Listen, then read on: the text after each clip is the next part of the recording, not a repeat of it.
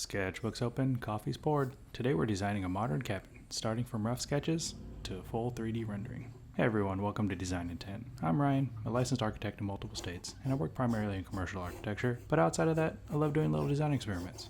Projects that aren't for a client, just for the joy of sketching, exploring ideas. This channel is a bit of a mix. Sometimes you'll see professional work, other times just these fun little design tangents, where I dive into something a little more personal and a little more fun. So every summer, my family loves to spend time at a small cabin out on a lake here in Texas. It's nothing elaborate, just light, open air, kind of calm that resets you. But the experience has stuck with me. Lately I've been wanting to take that feeling and redesign it through a more modern lens. So in this video, I'm designing a new kind of cabin. Minimal, off-grid, architecture forward. I'll take you through the process from early sketches to 3D modeling, and then finally to visualizations. So the idea here is simple. Compact, low-impact cabin, somewhere between a weekend escape and a statement piece. It's going to be placed near the water, so it's definitely got to have some good views. But also I'm trying to orient it in such a way that the light comes in the morning. It's not too hot. Here in Texas, it gets pretty hot. We don't need to worry about snow, but we do need to worry about heat. I'm just starting with fast, loose sketches, exploring proportion, looking at some roof lines, thinking about solar orientation. This one's going to be about 700 square feet. I'm thinking it might be a split roof line here. I definitely want to have a loft for sleeping. That's one of my daughter's favorite things, is sleeping in the bed up in the loft. So you'll see me here trying out a few different roof forms. Looked at an A-frame, some gables, some shed roofs, so we'll explore that a little bit more. But I'm generally liking this floor plan layout. It's got everything you need. We're thinking about views, we're thinking about orientation, how it feels to approach the structure, how the structure encapsulates everything you need within the space, and what it just generally feels like to be in the space. Once the massing feels right, I'm going to refine it a bit more. Here I'm looking at what's the materials going to be. I'm thinking like a Shoshugi bond, black stained wood siding, standing seam metal roof.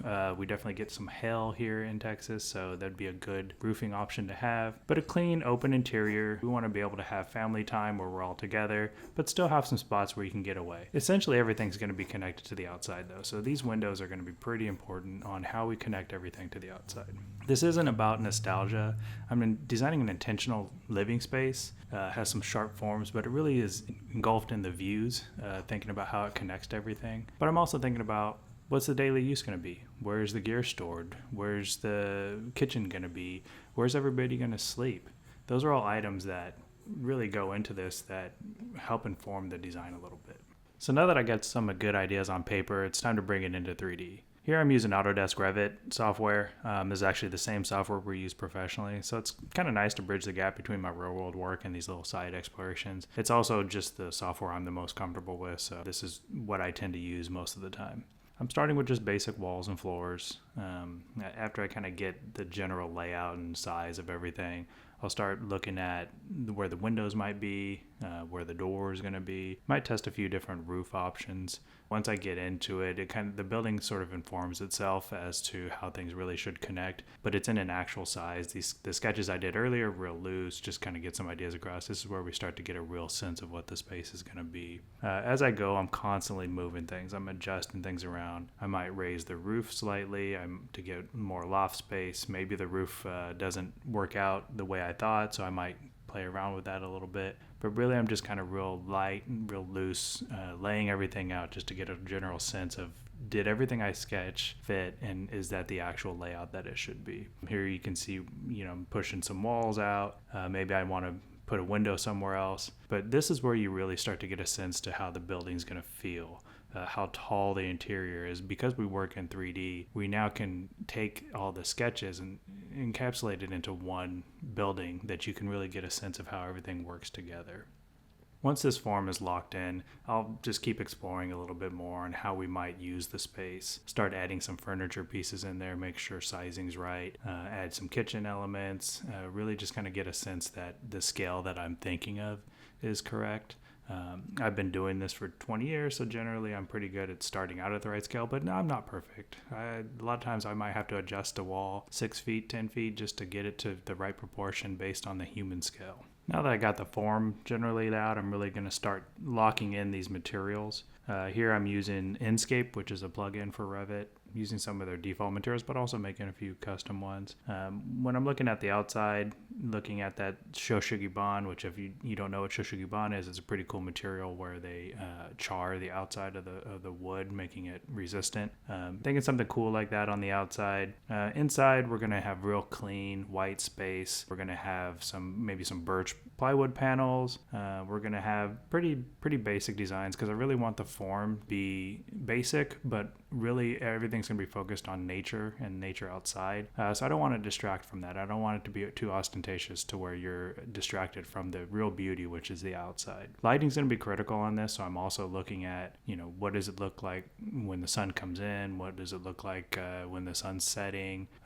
How is the daytime lighting? I like to use as much natural light as possible, so hence the large windows. I'm going to look at the site context a bit too, what's around it. So we do definitely have the water on the lake to the east with some trees on the west, so I think this would be a good orientation for the building. So start putting some of those in just to really get a sense of how the building sits on the site itself.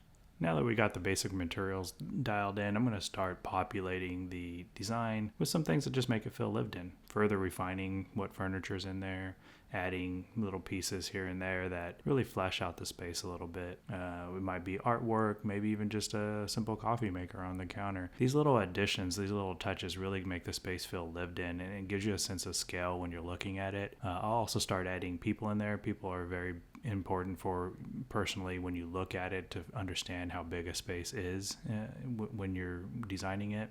So I like to add people, plants. Got a cute little dog that, want to make sure I get dogs added into it.